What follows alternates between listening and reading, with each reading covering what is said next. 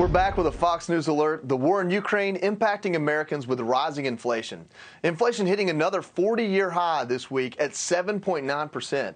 President Biden says, blame Putin, even though prices have been surging for the whole year. From the moment he put his over 150,000 troops on the Ukrainian border, the price of gasoline in January went up 75 cents. And Putin began amassing troops along the border. Make no mistake, inflation is largely the fault of Putin. And while neighborhoods, homes, and cities are destroyed, Ukraine is putting a stop to exports of wheat, oats, and other staples. The move could create a global food shortage. All right, guys. Jackie, I want to go to you first on this. We have a montage of the Biden administration saying that inflation was all these other reasons long before Putin was, I guess, the cause. Let's check this out.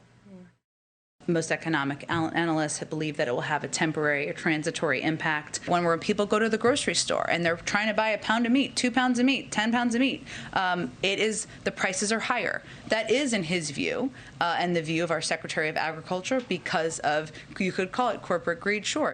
I think it's important to realize that the cause of this inflation is the pandemic. All right, Jackie, so I've got a list here. I've got it's transitory, it's not going to last a long time. I've got that it's the mean meat packers, it's their fault. Oil and gas, it's their fault. And now it's Putin's fault. I feel like we've had inflation for a while, and maybe that almost $2 trillion we spent last year has something to do with it. I don't know. I would say so. I would say it started in March of 2021, right after Biden's inauguration, when he passed the American Rescue Package, $1.9 trillion. Guys, America didn't need to be rescued then. We were working our way through the pandemic. We had vaccines that were being distributed. We wanted to reopen the economy, but they didn't want to do that. Now, I'm going to go just with gas prices for a moment here, and I'm going to be very generous to this Biden administration and to Jen Psaki and the president himself. I'm going to give Putin 85 cents of the blame. That's how much prices are up in the last month or so. But since Biden was inaugurated, prices are up $1.94. When you subtract the Putin 85 cents, you've got $1.09, okay? That goes on the Biden administration, and you have to ask them why prices went up $1.09 on their watch, if we take Putin out of this, and they'll point fingers in every direction. They'll say it's corporate greed. They'll say it's big oil. It wasn't. It was the policies. The minute this administration came into office, it said, we don't support the energy industry. We want to basically, essentially, put a ban on fracking without calling it that. We want to shut down our pipelines, and we want to push this green energy agenda. And that is why oil and gas companies in this country, no matter how many leases they were approved to drill on, they stopped drilling. They stopped investing. And also remember, they're subject to the same problems every other industry is subject to as well. Yeah. The labor shortage,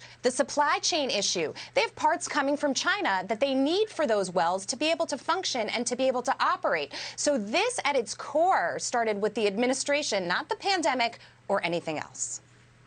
No, you're absolutely right. And just talk about those drilling permits. There's a difference between a federal lease and a permit to drill. And there are 4,600 permits to drill on those leases that are waiting to be approved, just to add that note there. But, Griff, if we move on from energy, we have Ukraine, which is one half of the breadbasket of the world, or at least Europe and Asia and Africa. They're talking about banning exports. It feels to me like this is to put pressure on Europe to say, hey, this is going to hit home for you. But what could Biden's role be in this? What could our government do, I guess, to make Ukraine feel okay about continuing to supply food to the rest of Europe? Look, Joey, apparently you didn't get the memo. It's hashtag Putin price hike. This has take Biden's name out of this now. You're not getting it correctly. And look, I mean, I think, you know, in all of this, I don't know, to answer your question specifically with the fact that, you know, the Ukrainian supplier of wheat to the world is like 40%. I'm sure Jackie can straighten me on exact numbers. But I think the larger thing is that as the administration has tried to shift the blame for the inflation, and by the way, you mentioned it's a 40-year high in the intro. It's been that for 3 months. That's why you're seeing not just Republicans like Mitch McConnell hammering the administration, trying to rebrand this and spin it, but you're also seeing even Democrats, Obama's former economic advisor, Steve even Ratner on Twitter calling out the spin from this White House, saying this isn't Putin's inflation and rising prices. This is Biden's. It's quite the statement. It's Putin's war, but we're paying for it, and our president might have something to do with that.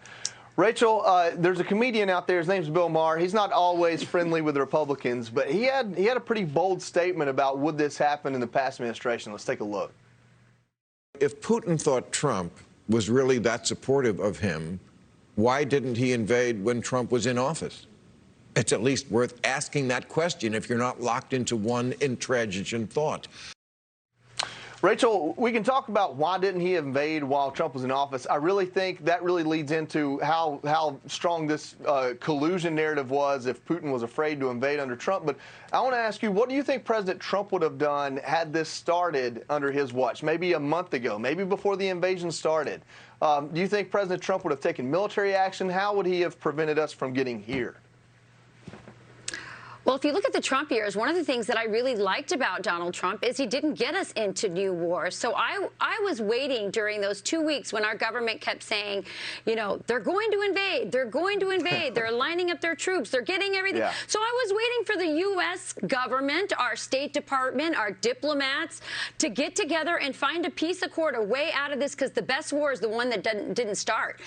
So that's what I wonder. I give kudos to Bill Maher because I think he asked a very intellectually honest question. There is a reason that Putin didn't do it in the 4 years. And I think it could be that people think, you know, we don't know what Trump will do.